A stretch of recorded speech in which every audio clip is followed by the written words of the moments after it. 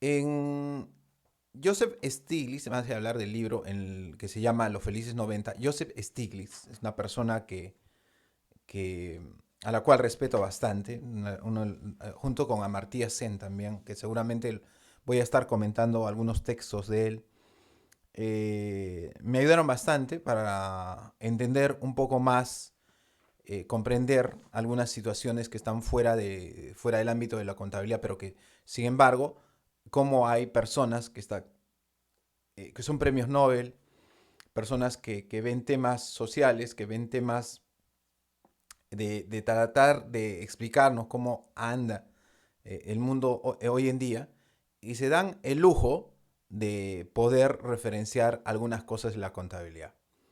No me gusta la posición de que todo está bonito, todo es lo máximo, la profesión es lo más lindo, porque cuando tú te encuentras con alguien de tu promoción, probablemente de otras carreras, y no necesariamente vas a tener comentarios positivos.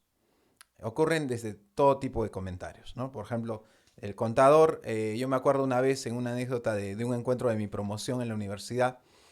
eh, Miento, en la universidad no, en el colegio, porque en la universidad no, porque solo somos contadores. En el colegio, un encuentro de colegio, ya pasamos la boda de plata ya hace tiempo.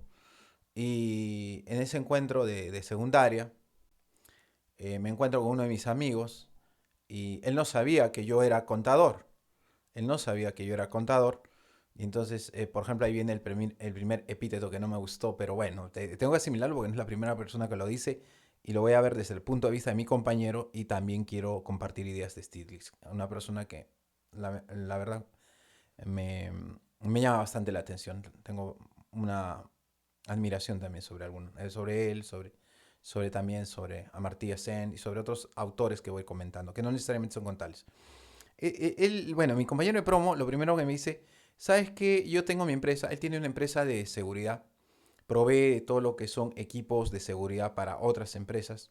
Es una persona que ha hecho su empresa desde cero, un emprendedor a tiempo completo y le ha ido bien.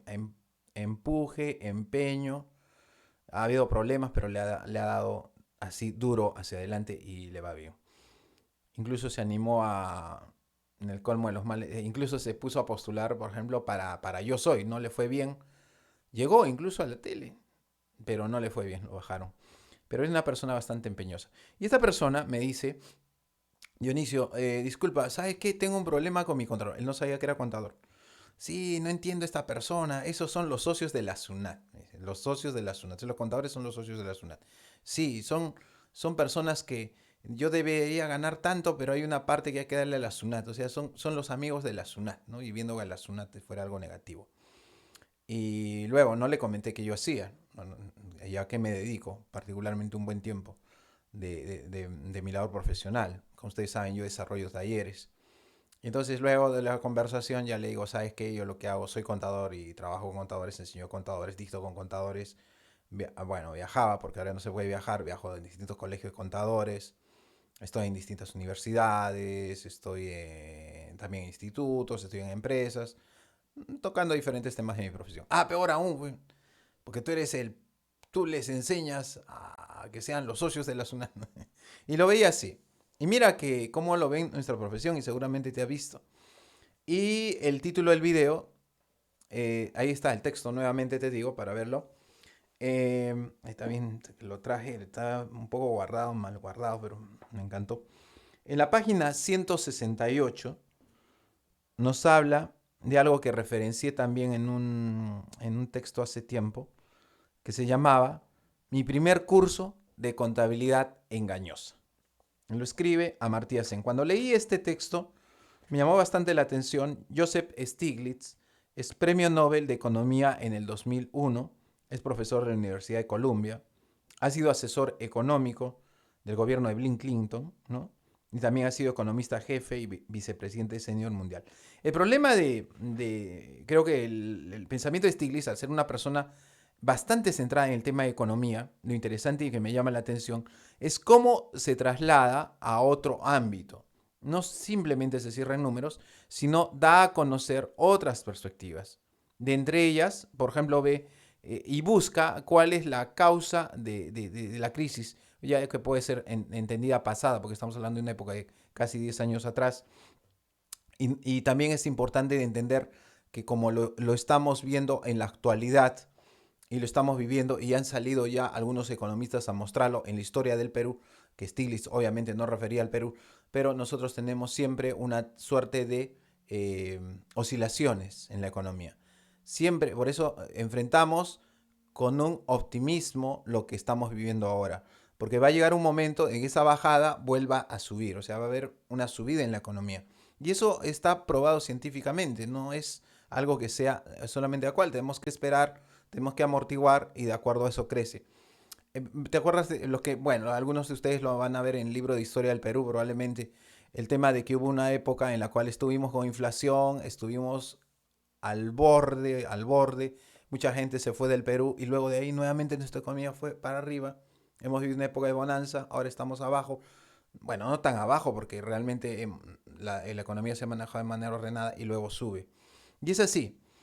Pero, ¿qué tiene que ver eso con lo que les comento? En que Stiglitz analiza este tema, no, busca cuáles pueden ser las causales de todo este tema de la crisis a nivel internacional. Y acá en la página 168 checa justamente este tema, que se llama, te lo muestro por razones de propiedad intelectual, no puedo obviamente pasar el libro, tú lo puedes adquirir, lo puedes buscar por tu cuenta. Página 168 dice, primer curso de contabilidad engañosa. A ver, ¿a qué se referirá Stiglitz cuando nos dice contabilidad engañosa? A propósito que ya dentro de poco estamos en el Día del Contador y voy a hablar un poco de estos temas. A ver, mira lo que dice. Una persona altamente calificada en temas macro, como siempre pasa con todos los economistas. Dice, los informes financieros de empresa son tremendamente complicados. Por eso las empresas contratan a contables para que se los hagan. Bien. Se espera que los contables que presentan listas de ganancias y pérdidas, patrimonio neto, etcétera, de una forma estandarizada y ampliamente comprensible. Y me voy a detener ahí, porque hay algunas cosas que son totalmente válidas y hay que extrapolarlas también para poder entender el concepto y el papel del contador dentro de una organización que nosotros no siempre lo tenemos. En efecto, preparar reportes, preparar estados financieros, que una cosa es reporte y otra cosa es estado financiero, es una tarea compleja. Pero no es una tarea compleja en el sentido de que lo puede hacer el gerente. Puede ser el gerente porque lo puede hacer el contador. Es que es un tema especializado. Es un tema que no necesariamente es el core, el núcleo del negocio. Entonces se requiere de un profesional especializado. En una organización, yo creo que al menos siempre debe haber dos profesionales especializados dando las vueltas por ahí. En toda organización, desde la más pequeñita hasta la más grande. Una es el contador y otra es el abogado. Profesiones especializadas, que lo único que hacen es opinar, decirle, señor, de acuerdo a su especialidad de asesor, hagamos esto, puede pasar esto, o mire, tenga cuidado con esto, porque al final quien va a decidir es el gerente, o el representante legal, o el dueño, dependiendo de cómo esté estructurada la organización. Entonces, nos dice, en efecto, las empresas contratan a contables, a nosotros, para que se lo hagan, obviamente. ¿Por qué? Porque son reportes, según Stiglitz acá nos comenta, son complicados. Bueno, hay un nivel de complejidad. Desde el hecho de que una persona ajena a la contabilidad no entienda qué es debe y haber, no entienda partida doble, ni mucho menos entienda devengado, requiere de un profesional especializado. Que le presente lista de ganancias y pérdidas, patrimonio neto, de forma estandarizada y ampliamente comprensible. Es importante esa frase, la frase que de forma estandarizada. Las normas internacionales de información financiera, las famosas NIF, que agrupan a las NIC y agrupan también a las NIF y agrupan a sus interpretaciones, tienen como objetivo, o sea, el caballito de batalla es justamente la búsqueda de armonización. La búsqueda de armonización en la información financiera a nivel internacional, con la finalidad de que el usuario tenga la posibilidad de contrastar, de decir, esta situación en esta empresa está yendo así, pero mira, si checamos la otra empresa va aquí. Te pongo un ejemplo. Si son dos empresas comercializadoras, distribuidoras, importadoras y distribuyen a nivel nacional, las dos, y una me aplica en su control de inventarios primeros en entrar, primeros en salir, y el otro me aplica, ¿cómo se llama? Promedio ponderado. Y hay una tercera, te pongo, aplica promedio ponderado, pero promedio ponderado móvil y el otro promedio ponderado mensual. Pregunta, ¿se puede tomar decisiones exactas con respecto a esos inventarios y tomar decisiones también, comparar con respecto a la parte de inventarios que va a afectar a gasto, es decir, como costo de venta? La respuesta es que no, porque rompe una uniformidad. Bueno, pero esos son otros temas, son temas de lectura. Entonces, como tú verás, de todas maneras, siempre se va a requerir el trabajo de un contable. Bien, pero antes de seguir con el capitalismo y bueno, lo que nos comenta acá, ojo que Stiglitz, y ese es el detalle, te digo, Stiglitz no es para nada, va a decir, es un comunista, Dionisio está comentando, Stiglitz es un marxista, es de la época del día, bueno, eso, yo no creo en eso, ya la existencia no creo en eso. Stiglitz es economista, es tanto como los economistas, los premios Nobel que han existido, es como tal cual. Una opinión que para mí es bastante respetable. Pero antes, no estoy colocando acá en este término el tema de Stiglitz, pero te voy a comentar algo bastante interesante respecto a las NIF. Conozco un colega, un conocido, bueno, ya expositor, yo diría lo vetaron, por algo será, que ya no lo veo asistiendo a eventos. Es un colega de un país X aquí en Latinoamérica, no voy a citar el país. Este colega, bueno, actualmente yo creo que está refugiado en las universidades. En su país es bastante reconocido por manejo de temas doctrinarios. Y él fue el único, cuando todavía no estábamos en la nota de las NIF, estábamos recién por entrar acá en el Perú un tema de las NIF. O sea, se hablaba en los circuitos, pero no se había oficializado tan cual, porque estaba solamente en el papel de los Congresos Nacionales de Contabilidad, ahí estaba el rollo. Yo me acuerdo que este colega era anti-NIF, si podíamos decirlo, y eso causó de que lo vetaran y acá en el Perú no lo invitaran, porque daba a entender que las NIF eran una herramienta de las grandes empresas para unos motivos no tan transparentes, ¿no? de este tema.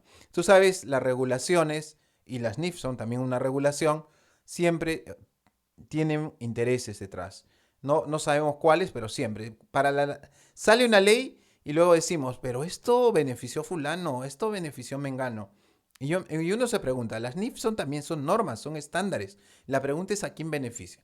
Lo positivo es cierto, y todas las personas, los contadores, sobre todo los que trabajan, entre comillas diré trabajan, porque todos debemos trabajar, bueno, algunos se exponen NIF, su caballito de batalla es uniformizar todo. Pero la pregunta es qué intereses hay detrás. Y justo este colega me comentaba lo siguiente, y llama la atención. Algo que tú observas en las NIF. ¿Sí? Ahorita estamos con la NIF 16, ahorita sale la 17. Y él arguía lo siguiente.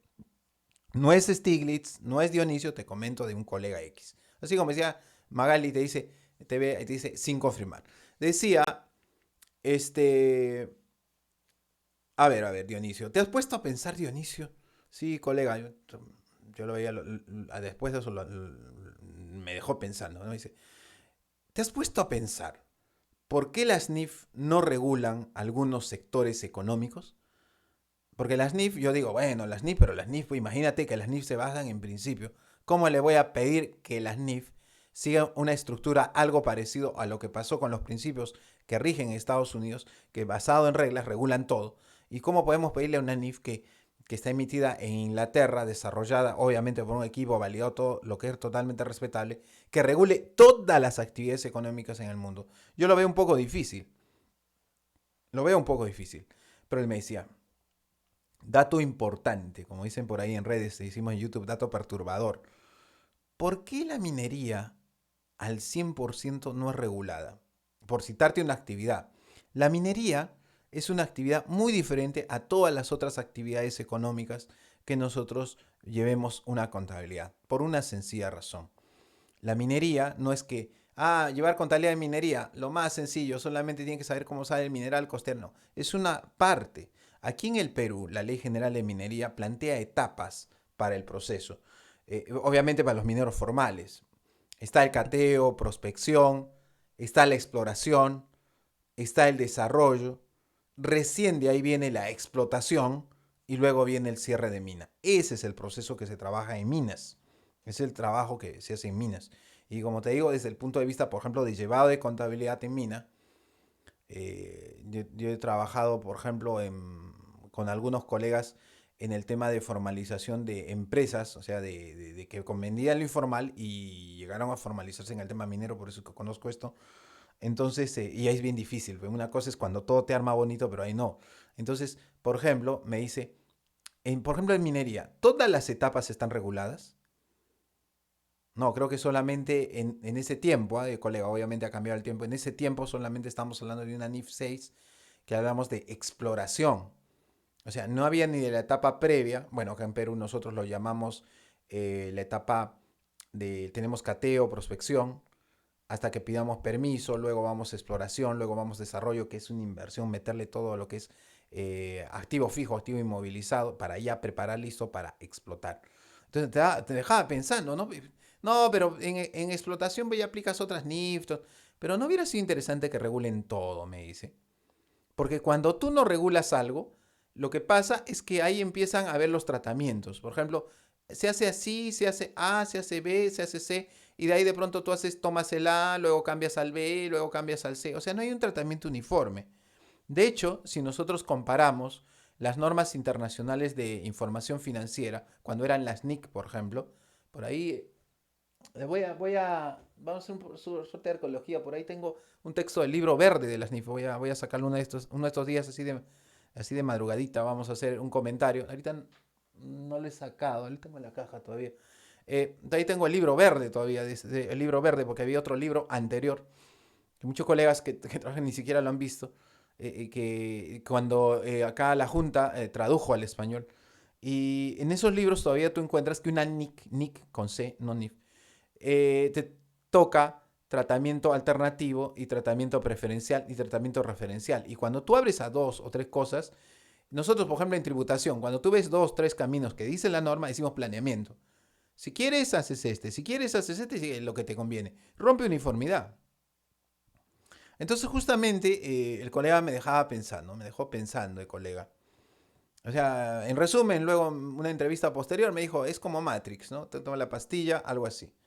Así que tenía, de todos los colegas, el único que me rajó ahí decía en el Perú, rajó, pues sí, acá en Perú, si van a ver este video de otros colegas, no me van a entender, probablemente acá en Perú rajó. Así, es decir, habló mal, digamos así, de las NIF. Pues opiniones positivas es bonito, pero opiniones negativas a muchas veces a nosotros no nos gusta. Y probablemente que yo ponga un título también de un video, que lo voy a hacer, en YouTube va a salir así, curso de contabilidad engañosa, se nos van a jalar la... Pero es algo que está. A ver, seguimos viendo. A ver, vamos a ver Joseph Stiglitz, que nos dice, página 168, que es cierto, compartiendo con este tema, y nos dice lo siguiente. Algunos arguyen que el capitalismo y la empresa moderna no podría haber surgido sin un sector contable digno de confianza y capaz de proporcionar una imagen razonablemente exacta del valor de una empresa y de sus ganancias. ¿No? Claro, el tema de la empresa moderna, la empresa hoy en día, llega un momento, uno piensa que, y ahí viene la pregunta con un colega, la diferencia entre un colega que trabaja con una empresa pequeña, con una MIPE, trabaja un régimen general, con outsourcing, a los colegas que han trabajado en empresas, en grupos económicos o en conglomerados. Tuve la suerte de trabajar también en un conglomerado y yo sé lo que es comprar una empresa, vender la empresa, como tú que compras un helado, así compra, vende, que ni siquiera pasa por tu contabilidad, sino pasó por arriba y tú te enteraste después, y llegaba también a ver esas situaciones. Entonces, llega un nivel de éxito de la empresa, toda empresa exitosa, llega un momento, hay un tema que tienes que tener en consideración, que el éxito es positivo, todos buscamos el éxito, pero el éxito en un determinado momento hace que fracase la empresa. No entiendo, Dionisio. que el éxito hace que fracase la empresa. ¿Y por qué me dices esa frase, Dionisio? Por una razón. Te voy a decir una razón financiera que está vinculado a la capacidad instalada. Capacidad. Nosotros podemos, con nuestro equipo, con nuestra gente, podemos llegar a un nivel de éxito, a un nivel, a una capacidad. Y de ahí viene el punto de decisión. Si me sigo expandiendo, probablemente incurra en deuda, pero ya empieza a caer porque no tengo la capacidad de trabajar en esa empresa. Todas las empresas, todas las empresas exitosas que han crecido, han tenido que pasar por inversionistas. ¿Tú piensas que una sola persona puede parar una empresa enorme? No, requiere trabajar con inversionistas. Y para trabajar con inversionistas, lógicamente para ver el tema del capital, necesita información financiera, que esta información sea confiable. Y nosotros trabajamos con una información razonable, no exacta. Y ahí es donde entramos a tallar nosotros como contadores, que garantizamos que ese trabajo de esa información que se brinda a la organización sea lo más correcta posible. Aun cuando nosotros hablamos y sabemos que teóricamente se habla del tema de los stockholders o de los stakeholders, ¿no? Los stock, lo de acción, o los stakeholders, partes de interés. ¿Y cómo medir eso? Bueno, ese es otro tema también a tocar. Pues las empresas modernas, nos dice Stiglitz, el capitalismo, no surgiría si es que no habrían contadores y los contadores que sean dignos de confianza y proporcionar una imagen razonablemente exacta del valor de una empresa. Porque yo no voy a invertir en una empresa si es que yo no conozco cuánto vale. Yo sé con todas las críticas que tiene método de valorización de empresas, porque yo no puedo decir cuánto vale una empresa en función de su capital. Eso ya todo el mundo lo sabe. Todo el mundo lo sabe. Pero, ahí viene el pero, ¿no? Mira, seguimos con la lectura. En ausencia de esa información, imagínate que no la hay, ¿cómo puede nadie calcular el valor de una firma? Se supone que las acciones ordinarias proporcionan al accionista una parte de las ganancias de la firma, totalmente de acuerdo. Pero si la firma simplemente pudiera inventarse las cifras que le apetecieran, ¿quién compraría una acción? En efecto, ahí viene el tema de las burbujas. Casos que forman parte ya de la historia, ¿no? Por ejemplo, en la historia del mundo de las auditoras, ¿no? Hablamos un montón de veces ahora, probablemente ni siquiera se acuerden muchos colegas, el caso de, antes no eran Big Four, ¿no? Había una sociedad auditora más y que muchos colegas mayores seguramente han trabajado con ello, pero en su currículum un poco que lo ocultan. La leyenda cuenta que había una sociedad auditora a nivel internacional que se llamaba Arthur Andersen. Y Arthur Andersen se vino abajo, ¿con qué? Con el escándalo de Enron, ¿no? Porque justamente esto tienta, ¿no? El tema, yo coloco información, pero si la maquillas, ¿qué tanto distorsiono? Ese concepto de materialidad, ¿no? Las subjetividades nos dan ese problema. Pero bueno, acá nos dice, podrían inventarse. A ver, seguimos con la lectura en la página 168. Yo te invito, un poco la idea del video es de que tú compartas o veas algunos otros textos que te van a ayudar, no solamente como contador, sino para ampliar un poco la idea. A ver, dice, el gobierno siempre ha desempeñado un papel importante en fijar las normas de lo que constituye fraude. El concepto de fraude lo tenemos clarísimo en auditoría, ¿no? Una cosa es el error y otra cosa es el fraude. No voy a hacer clases de auditoría acá, porque no soy auditor. No soy auditor. Pero yo me acuerdo de las clases de la universidad, un concepto básico, ¿ah? Para distinguir, porque hay muchas formas de distinguir. El error y el fraude. ¿Ya? Hay una forma básica de distinguir. El error es involuntario. Yo me puedo equivocar. Pero cuando ya lo hago adrede, entonces ya estoy hablando de un fraude. Entonces podríamos decir que el error es involuntario y el fraude es voluntario. Es mucho más fregado el tema del fraude, si podemos decirlo así. A ver, mira. El gobierno siempre ha desempeñado un papel importante en fijar las normas de lo que constituye fraude. Sí, acá, por ejemplo, en Perú también está el tema de la Contraloría. De hecho, debe haber documentación sobre ello. Para prevenir el fraude. El MAGU. La verdad no sé si existe el MAGU. Manual de Auditoría Gubernamental, voy a indagar un poco acerca de eso también. Probablemente una de estas noches se los comente también algo de eso. Eh, a ver, el gobierno siempre ha desempeñado un papel importante en fijar las normas de lo que constituye fraude, obviamente. Este puede definirse, a ver cómo es fraude. Este puede definirse como el suministro de información extremadamente engañosa. ¿Ya? ¿Listo? Los baremos que use el gobierno, así dice, para fijar estas normas y las consecuencias que imponga cuando los auditores no cumplan con su obligación, tendrán un gran impacto sobre la credibilidad de las cifras presentadas por las empresas y por ende sobre el vigor del mercado de capitales. Entonces date cuenta que tú probablemente, y ese es el problema de la tributación. Nosotros muchas veces cuando queremos ver, nos metemos tanto en tributación que nos olvidamos del resto del ámbito de la aplicación. Bueno, tú dices, no, bueno, desde los libros, evasión, ¿no? Elusión, ¿no? Pero no sabes que hay otras posibilidades más que pueden impactar también en la organización. Es el caso del fraude. Si tú no, por ejemplo, ha habido juicios, ha habido empresas en las cuales probablemente para no distribuir utilidades a los trabajadores se han incluido en ciertos mecanismos para evitarlo y darle vuelta a la norma, ¿no? O en todo caso usar cifras maquilladas. Por eso que decimos son sometidas a auditoría para tener cuidado con eso. Entonces, el suministro de información extremadamente engañosa es fraude, pero no en el campo netamente tributario, estamos hablando en el campo societario. Muchas empresas, los socios, al verse perjudicados pueden abrir juicios a la empresa, por eso es que existe un derecho societario, ¿no? Societario. Y acá viene el llamado a atención para nosotros. Los contables son necesarios, ¿ya? En parte porque los accionistas saben que no pueden confiar en las empresas. Ok, claro.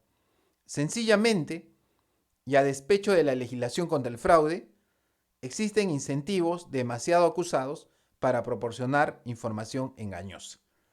También existen ciertas asimetrías naturales de la información. Los gerentes saben cosas que los accionistas ignoran. Se supone que los contables, nosotros, están para garantizar que las cifras que presentan se han calculado de acuerdo con ciertas normas.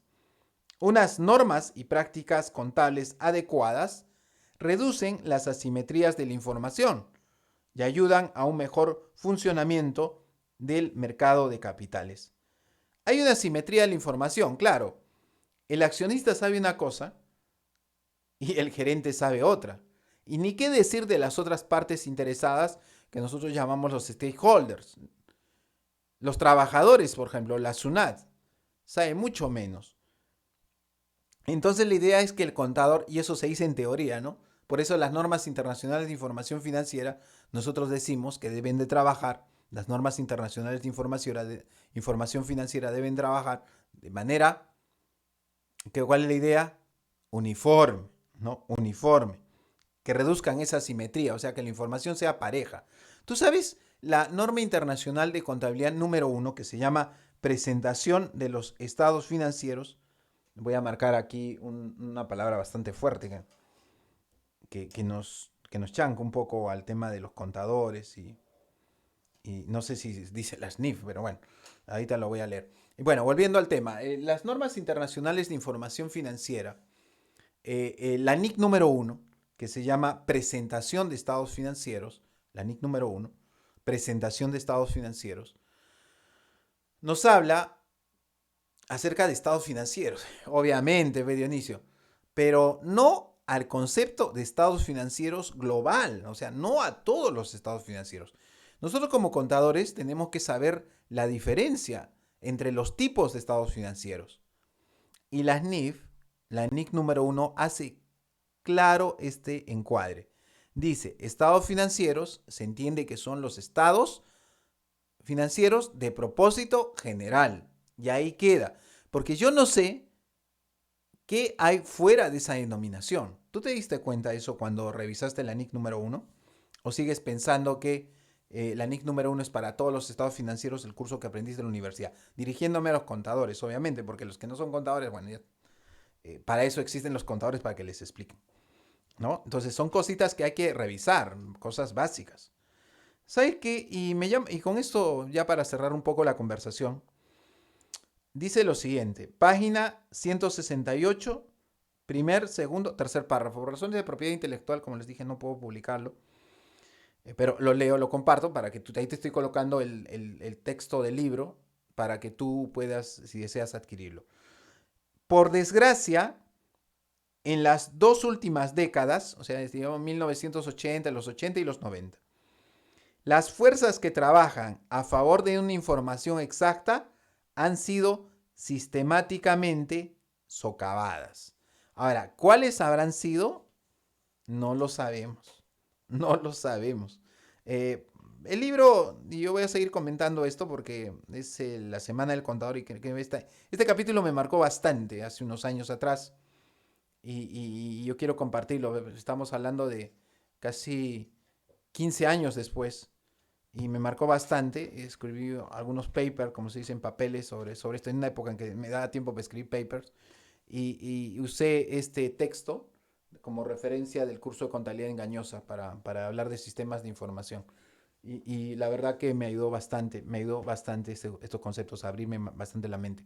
Y entonces, el mensaje y creo que el epílogo, es bueno pensar en positivo en todo. Definitivamente es bueno ser optimista, es bueno conocer un estándar, pero a mí yo pienso más bien, pienso que ustedes también tienen que ser un poco, no adoptarlo a rajatabla, o sea, siempre ver por qué se dio, cuál es la idea, o sea, si tenemos un plan contable, por qué se reguló, por qué se cambió, si tenemos una norma de tal tipo, por qué se emitió, cuál fue la razón. No, ha sido una razón de que crearon la empresa, sí, pero ¿qué hay detrás de eso?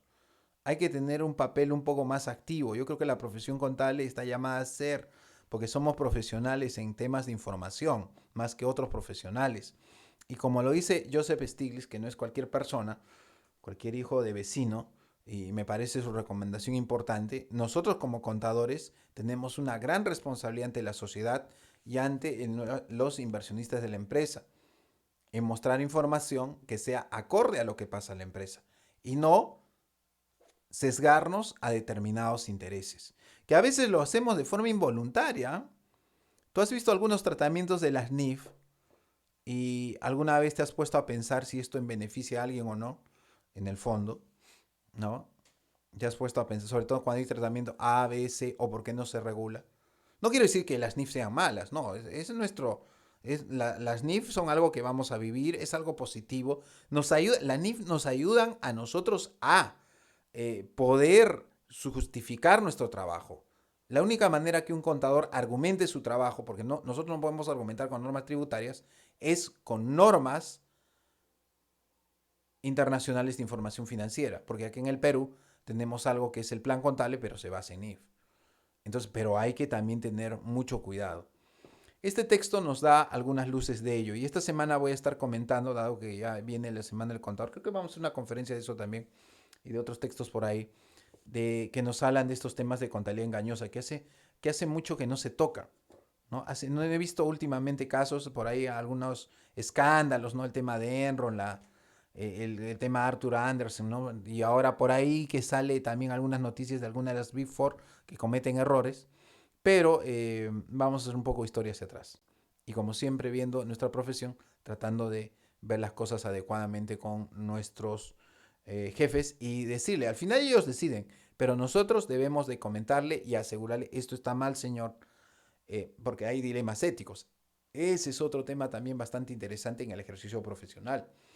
Dilemas éticos, ¿no? ¿Quién no ha fallado en dilemas éticos? Todos hemos fallado. Yo fallé también alguna vez profesionalmente para un examen de admisión en donde te pasaban problemas éticos y te lo plantean de una manera que, bueno, fallé, ¿no? Entonces, todos tenemos derecho a equivocarnos. No quiere decir que sea antiético, sino el examen te planteaba situaciones de puntos de razonamiento. Y a veces fallamos, ¿no? Entonces siempre también hay que tener entrenamiento en esas situaciones. Y hay bastantes cosas así. Entonces te das cuenta, la contabilidad tú pensabas que era cientitos, era NIF, eran tributos, no, hay muchas cosas. Y evitemos que otros profesionales que opinan muy bien de nuestra profesión, que nos dan luces, por ejemplo, este es un premio Nobel, no es cualquier persona, y también nosotros también tengamos el punche, por si viene otro profesional y nos dice alguna cosa, sepamos defendernos y sepamos adquirir las competencias necesarias y destrezas para comentarlo. ¿Ok? Muy bien, ya es la 1 de la mañana. Para los que van a verlo en la mañana, al mediodía, en diferido en el canal de YouTube, esto lo hicimos una sesión aquí de madrugada, un poco comentando, que voy a estar comentando algunos textos en algunas madrugadas para que tengan ustedes mejor aprovechamiento de diferentes cosas. ¿Ok? Listo. Un gusto haber podido compartir con todos ustedes. Nos vemos más adelante. Mi nombre es Dionisio Canagua. Y si el video te pareció interesante, nos puedes seguir en YouTube como CPC Dionisio Canagua. En YouTube recuerda que siempre tenemos algunos plus más. En Facebook sí, pero en YouTube hay por ahí algunas cositas más que te van a parecer interesantes. Ok, nos vemos. Nos vemos. Ya estamos hasta mañana. No estamos en la mañana. Nos vemos. Hasta luego.